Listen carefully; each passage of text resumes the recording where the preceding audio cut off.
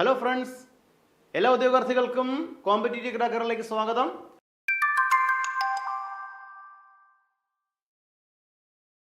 Fireman, ഫയർവിമൺ പരീക്ഷയ്ക്ക് തയ്യാറായോ നിങ്ങളെല്ലാം? Special topic നമ്മളെ വലയ്ക്കണ്ട. സ്പെഷ്യൽ ടോപ്പിക്ക് വളരെ ഈസി ആയിട്ട് നമുക്ക് പഠിച്ചു പോകാം. കോമ്പറ്റീറ്റീവ് ക്രാക്കറിന്റെ വളരെ പ്രധാനപ്പെട്ട ഫയർമാൻ ബാച്ച് റണ്ണിംഗ് ആണ്. നിങ്ങൾക്ക് അതിൽ ജോയിൻ ചെയ്യാം. താഴെ കാണുന്ന ലിങ്കിൽ ക്ലിക്ക് ചെയ്തുകൊണ്ട് നമുക്ക് ക്ലാസ്സിലേക്ക് അടക്കാം. എൻ്റെ പേര് രാഖിൽ RS. നമ്മൾ ഇന്നത്തെ ക്ലാസ്സിൽ പ്രധാനമായിട്ടും സ്പെഷ്യൽ ടോപ്പിക്കുമായി ബന്ധപ്പെട്ട വസ്തുതകളാണ് പ്രതിപാദിക്കുക. നമുക്കറിയാം, ഒരു അഭിമാന ജോലിയാണ് ഫയർമാൻ, ഫയർവിമൺ, അല്ലേ? അഗ്നിരക്ഷാ സേനയിൽ അംഗങ്ങളാകാം, അഭിമാനമാകാം നിങ്ങൾക്ക്. നമുക്ക് സ്പെഷ്യൽ ടോപ്പിക്കായിട്ട് പ്രതിപാദിക്കുന്ന വസ്തുതകൾ എന്തെല്ലാമെന്ന് ഒന്ന് നോക്കുക. പ്രധാനമായിട്ടും ആദ്യ ഭാഗം 9 മാർക്കിന് പ്രതിപാദിക്കുന്ന ടോപ്പിക്കാണ് ഫയർ ആൻഡ് ഫസ്റ്റ് എയ്ഡ് എന്ന ഭാഗമാണ്. ആദ്യ ഭാഗം ഫയർ ആണ്, രണ്ടാമത്തെ ഉപവിഭാഗമാണ് first aid. Fire and first aid 9 മാർക്കിന്റെ ടോപ്പിക്കാണ്. അതിൽ സ്വാഭാവികമായിട്ട് ബേസിക് കൺസെപ്റ്റ് എന്താണ്, താപം എന്താണ്, ഹീറ്റ് എന്താണ്, ഫയർ അഗ്നി ത്രികോണം, ഫയർ ട്രയാങ്കിൾ എന്താണ്, കമ്പോൾഷൻ എന്താണ് തുടങ്ങിയ കാര്യങ്ങളാണ്. കെമിസ്ട്രി ഓഫ് കമ്പോൾഷൻ, വിവിധ തരത്തിലുള്ള തപന രീതികൾ, വിവിധ തരത്തിലുള്ള ബാഷ്പീകരണങ്ങൾ എന്തെല്ലാം, മാർഗങ്ങൾ എന്തെല്ലാം, ജ്വലന ത്രികോണത്തിന്റെ പ്രത്യേകത എന്താണ് തുടങ്ങിയ കാര്യങ്ങളൊക്കെയാണ് പ്രതിപാദിക്കുക. അതുപോലെ അഗ്നി സമന രീതികൾ ഏതെല്ലാമാണ്, അഗ്നിശമന സീനികൾ തണുപ്പിക്കലാണോ, അതുപോലെ കാർബൺ ഡൈ ഓക്സൈഡ് എക്സ്റ്റിങ്ഷറിന്റെ ഉപയോഗമാണോ തുടങ്ങിയ കാര്യങ്ങളൊക്കെയാണ് ഇവിടെ പ്രതിപാദിക്കുക. Fire extinguisher, types of fire extinguishers കണ്ടോ, പാസ് എന്നറിയപ്പെടുന്നത് എന്താണ് തുടങ്ങിയ കാര്യങ്ങളോടെ പറയുന്നു. അടുത്തത് 9 മാർക്കാണ്. Fire 9 mark. അടുത്തത് ഫസ്റ്റ് എയ്ഡ്. ഞാൻ പറഞ്ഞു 2 പാർട്ടാണ്. ഫസ്റ്റ് എയ്ഡ് 9 മാർക്കാണ്.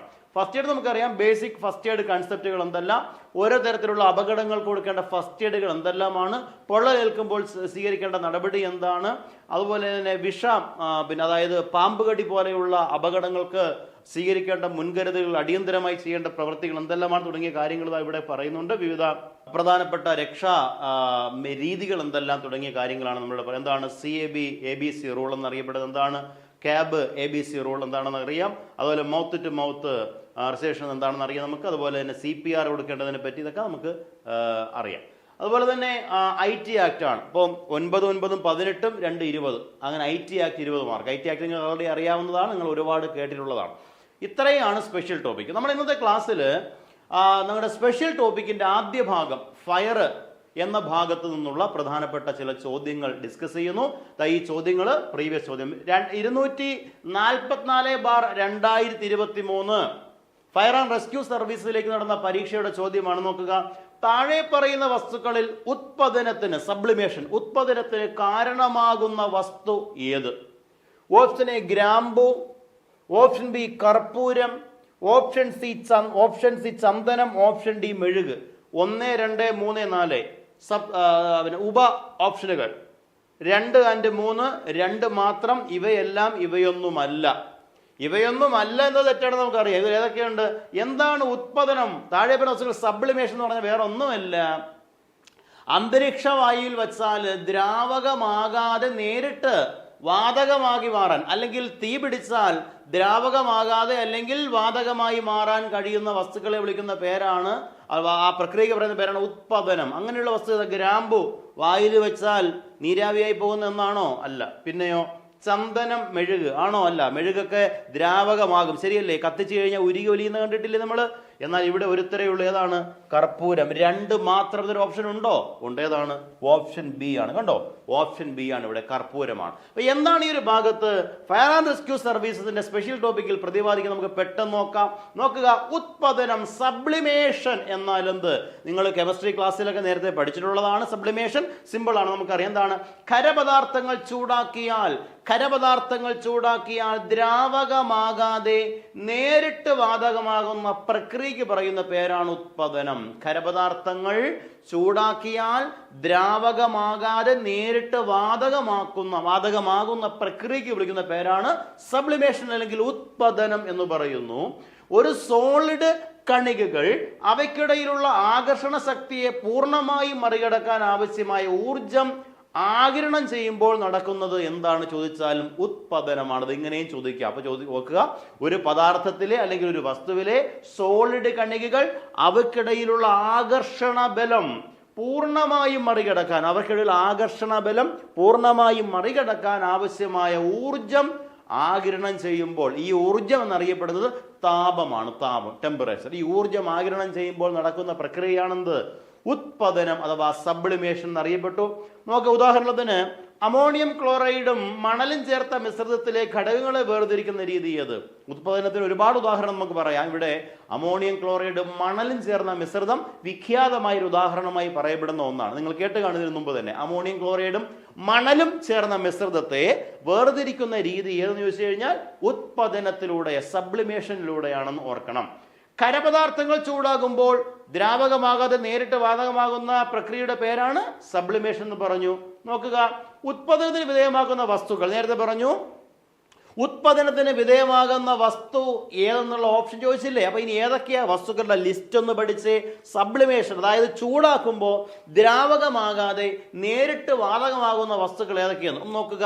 ഏതൊക്കെയാ? പാറ്റ ഗുളികയാണെന്ന്. പാറ്റ ഗുളിക നമ്മൾ ഒരുപാട് കാണുന്ന ഒന്നാണ് പാറ്റ ഗുളിക. പിന്നെയോ അയഡിനാണ്. പിന്നെയോ കർപ്പൂരം. പിന്നെയോ അമോണിയം ക്ലോറൈഡ്, ഡ്രൈ ഐസ് എന്നിവയാണ് പദാർത്ഥം. അപ്പൊ നോക്കുക, ഉത്പാദനത്തിന് വിധേയമാകുന്ന വസ്തുക്കൾക്ക് ഉദാഹരണങ്ങൾ ഏതെല്ലാം ചോദിച്ചാൽ നമുക്ക് പറയാം. പ്രത്യക്ഷത്തിൽ പറയാൻ പറ്റുന്ന പ്രധാനപ്പെട്ട ഉദാഹരണങ്ങളാണ് ഏതൊക്കെ അറിയപ്പെടുന്നത്? ഡ്രൈ ഐസ് പറയാം, പിന്നെ അയഡിൻ പറയാം, പിന്നെ കർപ്പൂരം പറയാം, അതുപോലെ പാറ്റ ഗുളിക, അമോണിയം ക്ലോറൈഡ് എന്നിവയെല്ലാം. അപ്പൊ നമ്മൾ ഇവിടെ പറഞ്ഞു അമോണിയം ക്ലോറൈഡും മണലും ചേർന്ന മിശ്രിതത്തെ വേർതിരിക്കുന്ന രീതിയാണ് സബ്ലിമേഷൻ എന്ന് നമ്മൾ പറഞ്ഞില്ലേ ഇവിടെ? അപ്പൊ അതാണ് ഓർക്കണം. അപ്പൊ ഒന്നാമത്തെ ക്വസ്റ്റ്യൻ വ്യക്തമായല്ലോ. നമ്മുടെ ക്വസ്റ്റ്യൻ കൂടെ ആവർത്തിക്കാം.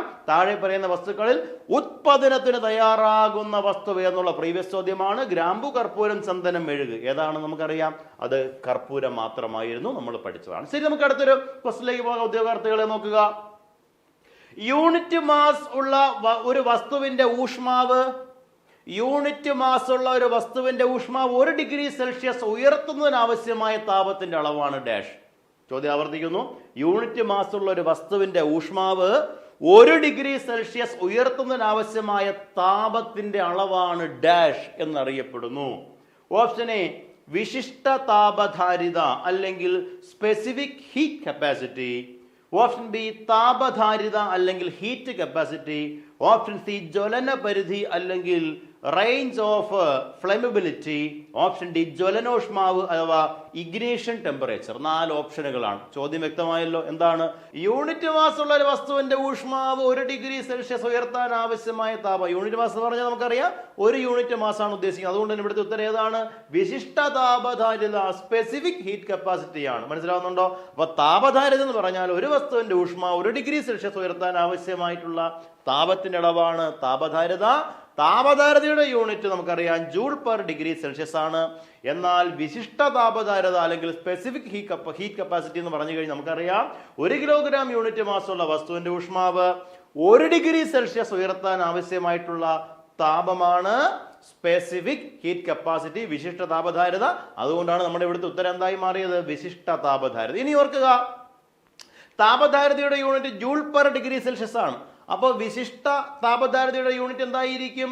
Joule per kilogram degree Celsius ആണെന്ന് ഓർക്കണം. Joule per kilogram degree Celsius ആണ് ജൂൾ പെർ കിലോഗ്രാം. അപ്പൊ joule per kilogram degree Celsius എന്തിന്റെ യൂണിറ്റ് ആണ്?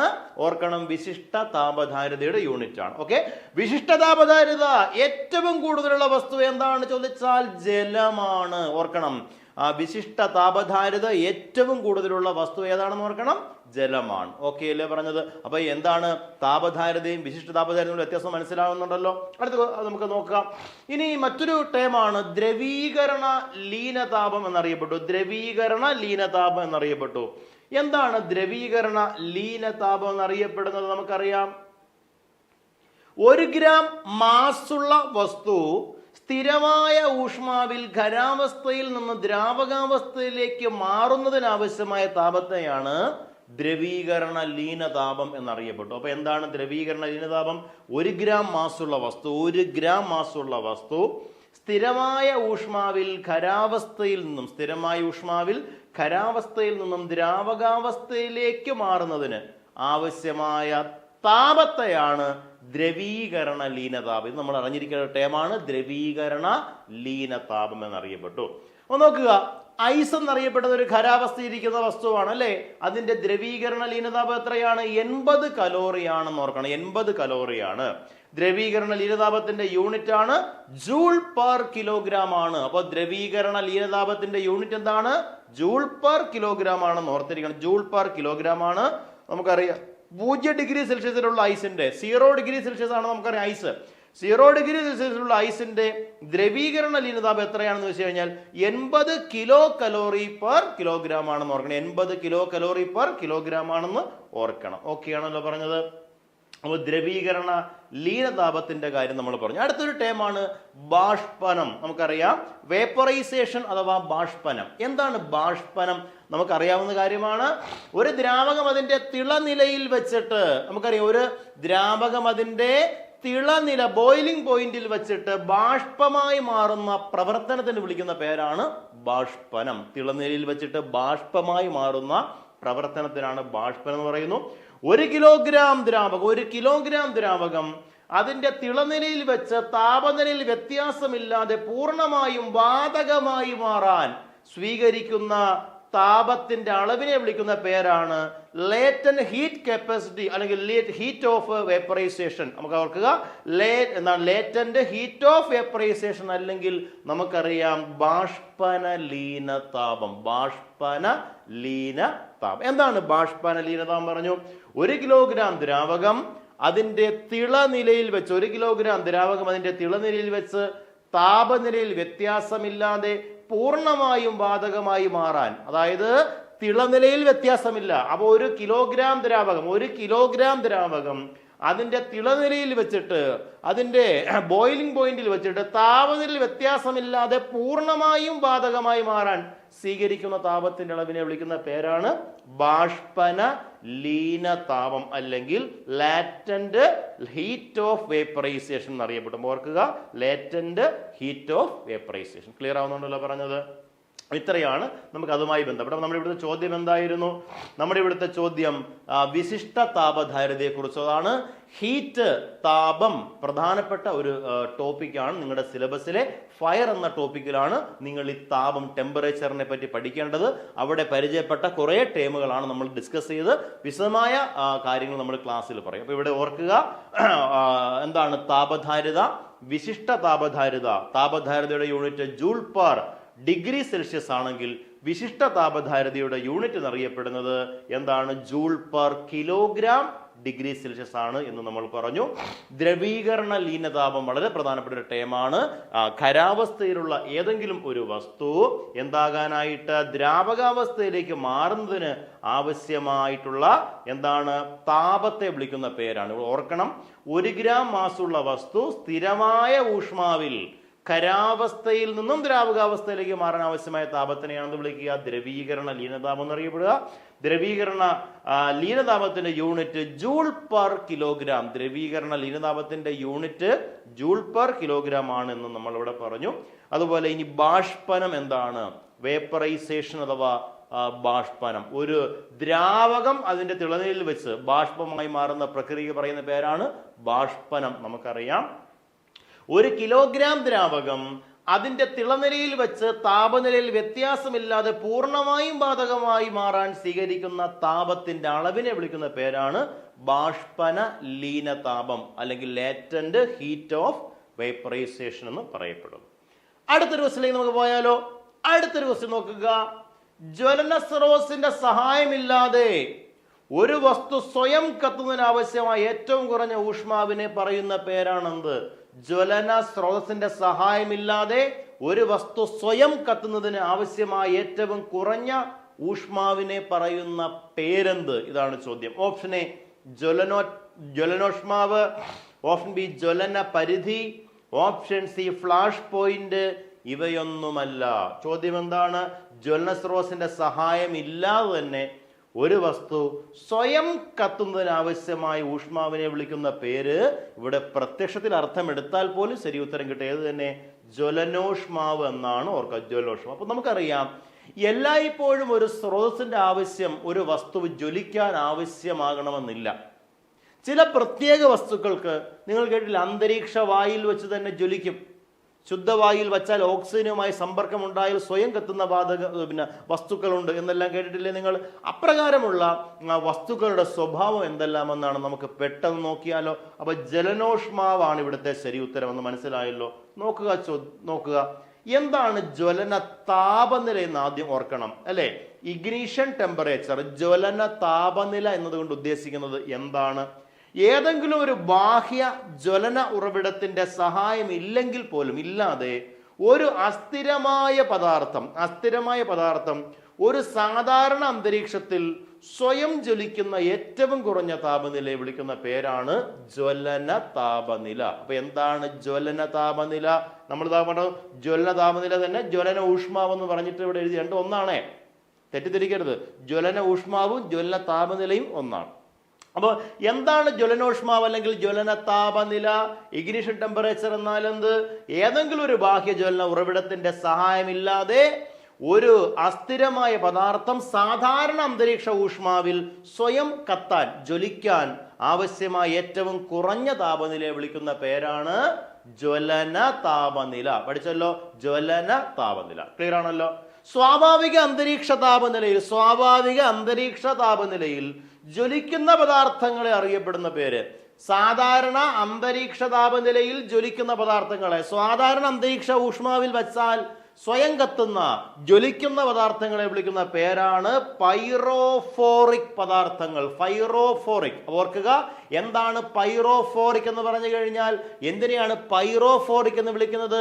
സാധാരണ ഊഷ്മാവിൽ ഒരു സ്രോതസ്സിന്റെ ആവശ്യമില്ലാതെ സ്വയം കത്തുന്ന പദാർത്ഥങ്ങളെ, വസ്തുക്കളെ വിളിക്കുന്ന പേരാണ് പൈറോഫോറിക് എന്ന കാര്യം നിങ്ങൾ ഇവിടെ ഓർത്തിരിക്കണം. അപ്പോ ജ്വലന താപനിലയെ അറിയപ്പെടുന്ന മറ്റൊരു പേര് ഓട്ടോ ഇഗ്നീഷൻ താപനില, ഓട്ടോ ഇഗ്നീഷൻ ടെമ്പറേച്ചർ എന്നും അതുപോലെ തന്നെ കിൻഡ്ലിംഗ് താപനില അല്ലെങ്കിൽ കിൻഡ്ലിംഗ് പോയിന്റ് എന്നും അറിയപ്പെട്ടു. അപ്പോ ജ്വലന താപനിലയെ വിളിക്കുന്ന, ജ്വലനോഷ്മാവിനെ വിളിക്കുന്ന മറ്റൊരു പേര് കിൻഡ്ലിംഗ് പോയിന്റ് എന്നും ഇഗ്നീഷൻ പോയിന്റ് എന്നാണ്. ഇഗ്നീഷൻ താപനിലയെന്നും കിൻഡ്ലിംഗ് താപനില എന്നും അറിയപ്പെടുന്നു, മറക്കരുത്. ഓക്കെ. ജ്വലന താപനില എല്ലായ്പ്പോഴും ഫ്ലാഷ് പോയിന്റിനേക്കാൾ കൂടുതലായിരിക്കും. ഓർക്കുക, ജ്വലന താപനില എല്ലായ്പ്പോഴും എന്തിനേക്കാൾ കൂടുതലായിരിക്കും? ഫ്ലാഷ് പോയിന്റിനേക്കാൾ കൂടുതലായിരിക്കും എന്ന കാര്യം കൂടി. ഫ്ലാഷ് പോയിന്റ് അറിയാമല്ലോ. എന്താണ് ഫ്ലാഷ് പോയിന്റും അതുപോലെ തന്നെ ഫ്രീസിംഗ് പോയിന്റ് ഒക്കെ ഉണ്ട്, നമ്മൾ താഴേക്ക് പഠിക്കും. നോക്കുക എന്താണ് താഴെയുണ്ട്. ഫ്ലാഷ് പോയിന്റ് എന്നാൽ എന്ത്? ഓർക്കുക, ബാഷ്പ സ്വഭാവമുള്ള പദാർത്ഥത്തിന്റെ ബാഷ്പം ഒരു തീയുടെ സ്രോതസ്സിനടുത്ത് വെച്ചാൽ തീ പിടിക്കാൻ വേണ്ടുന്ന ഏറ്റവും കുറഞ്ഞ ചൂടിനെ, ടെമ്പറേച്ചറിനെ വിളിക്കുന്ന പേരാണ് ഫ്ലാഷ് പോയിന്റ് എന്നറിയപ്പെട്ടു. അപ്പൊ എന്താണ് ഫ്ലാഷ് പോയിന്റ് എന്ന് പറഞ്ഞ്? ബാഷ്പന സ്വഭാവമുള്ള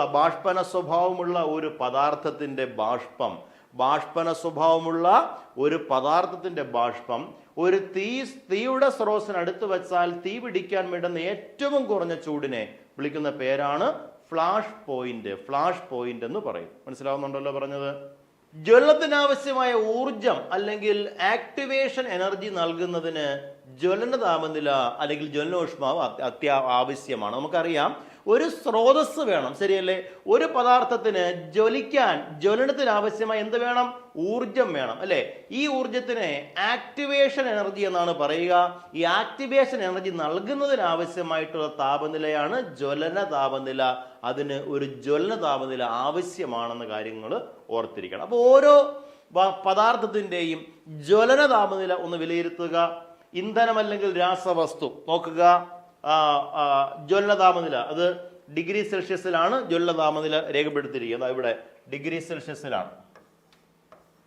ഓക്കെ. അപ്പൊ നോക്കുക, നമുക്ക് എത്തനോളിന്റെ ജ്വലന താപനില എത്രയാണ്? 363 ഡിഗ്രി. അപ്പോ എത്തനോളിന്റെ ജ്വലന താപനില എന്നറിയപ്പെടുന്നത് എത്രയാണ്? 360. അപ്പൊ നമ്മൾ ആൾറെഡി പറഞ്ഞു എന്താണ് ജ്വലന താപനില എന്ന വാക്ക്. ജ്വലന താപനില എന്നറിയപ്പെടുന്നത് എന്താണ്? ഇഗ്നിഷൻ എന്താണ്? ഏതെങ്കിലും ഒരു ബാഹ്യ ജ്വലന ഉറവിടത്തിന്റെ സഹായമില്ലാതെ ഒരു അസ്ഥിരമായ പദാർത്ഥം ഒരു സാധാരണ അന്തരീക്ഷത്തിൽ സ്വയം ജ്വലിക്കുന്ന ഏറ്റവും കുറഞ്ഞ താപനില വിളിക്കുന്ന പേരാണെന്ത്? ജ്വലന താപനില. ഇഗ്നിഷൻ ടെമ്പറേച്ചർ, ഇങ്ങനെ കത്തുന്ന പദാർത്ഥങ്ങളെ വിളിക്കുന്ന പേര് പൈറോഫോറിക് ആണെന്ന് പറഞ്ഞു. ഇതെല്ലാം നിങ്ങൾ ഓർത്തു വെക്കണം. അതുപോലെ തന്നെ ജ്വലന താപനിലയെ അറിയപ്പെടുന്ന മറ്റൊരു പേര് ഓട്ടോ ഇഗ്നീഷൻ താപനില എന്നും കിൻഡ്ലിംഗ് താപനില എന്നെല്ലാം വിളിക്കുന്നു എന്ന് പറഞ്ഞു. ജ്വലന താപനില എല്ലാം ഇപ്പോഴും എന്തിനേക്കാൾ? ഫ്ലാഷ് പോയിന്റിനേക്കാൾ കൂടുതലായി. അപ്പൊ എന്താണ് ഫ്ലാഷ് പോയിന്റ് എന്ന കാര്യം? നമ്മൾ ഫ്ലാഷ് പോയിന്റിനേക്കാൾ എന്തായാലും ജ്വലന താപനില കൂടുതലായിരിക്കും എന്ന് പറയും. എന്താണ് ഫ്ലാഷ് പോയിന്റ് എന്ന് പറഞ്ഞു?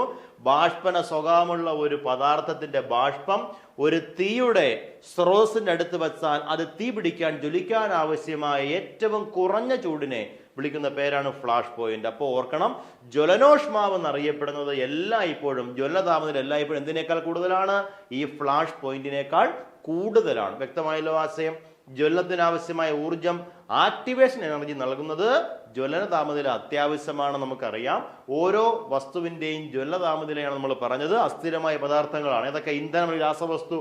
എത്തനോളിന്റെ ജ്വലനോഷ്മാവ് എത്രയാണ്? ഞാൻ പറഞ്ഞു എല്ലായ്പ്പോഴും ഇത് എന്തിനേക്കാൾ കൂടുതലാണ്? ഫ്ലാഷ് പോയിന്റിനേക്കാൾ കൂടുതലാണ്. മനസ്സിലാവുന്ന? ഫ്ലാഷ് പോയിന്റ് ക്ലിയർ ആണല്ലോ. അപ്പൊ എത്രയാണ് എത്തനോൾ? 363 ഡിഗ്രി സെൽഷ്യസ് ആണ്. നോക്കുക ഇനി വൈറ്റ് ഗ്യാസിന്റെ ജ്വലനോ ഊഷ്മാവ് എത്രയാണ്? താപനില 215 ഡിഗ്രി സെൽഷ്യസ് ആണ്. ഗ്യാസലിൻ അല്ലെങ്കിൽ പെട്രോളിന്റെ എത്രയാണ്? 280 ഡിഗ്രി സെൽഷ്യസ് ആണ് ഗ്യാസലിന്റെ ജ്വലനോഷ്മാവ്. ഡീസലിന്റെ എത്രയാണ്? 210 ഡിഗ്രി 210 ഡിഗ്രി. അപ്പോൾ ഓർക്കണം, ഇതിന്റെ എല്ലാം കാണുമ്പോഴേ ഓർക്കണം, ഒരു ബാഹ്യ ഉറവിടം ഇല്ലാതെ, ഊർജത്തിന്റെ ഉറവിടം ഇല്ലാതെ സ്വയം കത്താൻ, അല്ലെ, അന്തരീക്ഷത്തിൽ വെച്ച് സ്വയം കത്താൻ ആവശ്യമായിട്ടുള്ള ഊഷ്മാവിനെ വിളിക്കുന്ന, സ്വാഭാവിക ഊഷ്മാവ് വിളിക്കുന്ന പേരാണെന്ത്? ജ്വലനോഷ്മാവാണ്. ഇതാണ് നമ്മൾ ഈ പറഞ്ഞുകൊണ്ടിരിക്കുന്നത്. അതുപോലെ തന്നെ അടുത്തതാണ് ജെറ്റ് ഇന്ധനം. ജെറ്റ് ഇന്ധനത്തിന്റെ ജ്വലനോഷ്മാവ് എത്രയാണ്? 210 ഡിഗ്രി സെൽഷ്യസ് ആണ്. ജെറ്റ് ഇന്ധനത്തിൻ്റെത് എത്രയാണ്? 210 ഡിഗ്രി സെൽഷ്യസ് ആണ്. മണ്ണെണ്ണയുടെ എത്രയാണ്? 220 ആണ്. ഇവിടെ മാറിക്കിടക്കാണ്. മണ്ണെണ്ണയുടെ എത്രയാണ്? 220. മണ്ണെണ്ണയുടെ ജ്വലനോഷ്മാവ് 220 ഡിഗ്രി സെൽഷ്യസ് ആണ്. സസ്യ എണ്ണയുടെ എത്രയാണ് ചോദിച്ചാൽ 424. സസ്യ എണ്ണയുടെ ജ്വലനോഷ്മാവ് 424 ആണെന്നും നമ്മളവിടെ ഓർത്തിരിക്കണം. ഓക്കെ, അപ്പോൾ നമ്മളിത് ഇവിടെ ഒരു പുതിയൊരു കോഴ്സ് പരിചയപ്പെടുത്തുകയാണ്. CPO WCPO പരീക്ഷയെ അടിസ്ഥാനമാക്കിയ പുതിയ ബാച്ച് ആരംഭിച്ചിരിക്കുന്നു. നമുക്കറിയാം, മാറിയ സിലബസിനെ അല്ലെ കൃത്യമായി പഠിക്കണ്ടേ? 3 പ്രധാനപ്പെട്ട നിയമങ്ങൾ: ഭാരതീയ ന്യായ സംഹിത, ഭാരതീയ നാഗരിക് സുരക്ഷാ സംഹിത, ഭാരതീയ സാക്ഷി അധിനിയം എന്നീ നിയമങ്ങളുമായി ബന്ധപ്പെട്ട വളരെ ആഴത്തിലുള്ള എല്ലാ സ്പെഷ്യൽ ടോപ്പിക് കവർ ചെയ്യുന്ന ഈ ഒരു ബാച്ചിലേക്ക് നിങ്ങൾക്ക് അഡ്മിഷൻ ഉറപ്പിക്കാം. താഴെ കാണുന്ന ലിങ്കിൽ ക്ലിക്ക് ചെയ്തുകൊണ്ട് നിങ്ങൾക്ക് അഡ്മിഷൻ ഉറപ്പിക്കാം. അതുപോലെ തന്നെ നിങ്ങൾക്കറിയാം, യൂണിഫോം തസ്തിക ഏതുമാകട്ടെ, ഡ്രൈവർ പരീക്ഷയ്ക്ക് വേണ്ടിയിട്ട് നിങ്ങൾക്ക് ഒരു കോംബോ ബാച്ച് ഇതാ കോമ്പറ്റീറ്റീവ് ക്രാക്കർ മുന്നോട്ട് വയ്ക്കുന്നു. ഈ ഒരു കോംബോ ബാച്ചിൽ നിങ്ങൾക്ക് പൊതുവായിട്ടുള്ള ഡ്രൈവർ തസ്തിക അടിസ്ഥാനമാക്കിയ കോമൺ ടോപ്പിക്കുകൾ ഡിസ്കസ് ചെയ്യുന്ന, പഠിക്കുന്ന ഒരു ടോപ്പിക്കാണ്. സ്പെഷ്യൽ ടോപ്പിക്കിന്റെ ഒരു പ്രത്യേക ബാച്ചാണിത്. ഇതിൽ നിങ്ങൾക്ക് ഈ പറയപ്പെടുന്ന എല്ലാ സ്പെസിഫിക്കേഷനും ഉണ്ടായിരിക്കും. Weekly exam, special topic classes, അതുപോലെ extra live classes, special mentorship അടക്കം ലഭിക്കുന്ന ലൈവ് ക്ലാസ്സുകൾ, എക്സ്ട്രാ ലൈവ് ക്ലാസ്സുകൾ ഉൾപ്പെടെ ലഭിക്കുന്ന ഈ ഒരു കോഴ്സിൽ നിങ്ങൾക്ക് ചേരാം. താഴെ കാണുന്ന ലിങ്കിൽ ക്ലിക്ക് ചെയ്യുക. അപ്പോൾ ഫയർമാൻ പരീക്ഷാ സിലബസിന് ആധാരമാക്കിയ സ്പെഷ്യൽ ടോപ്പിക്കുമായി ബന്ധപ്പെട്ട പ്രധാനപ്പെട്ട പ്രീവിയസ് ഇയർ ചോദ്യങ്ങളാണ് ഇന്നത്തെ ക്ലാസ്സിൽ നമ്മൾ ചർച്ച ചെയ്ത് അവസാനിക്കുന്നില്ല. മറ്റൊരു ഭാഗത്ത് ഫയർ ആൻഡ് റെസ്ക്യൂ സർവീസിന്റെ മറ്റൊരു ക്ലാസ്സിൽ നമുക്ക് വീണ്ടും കാണാം. Thank you all of you. By.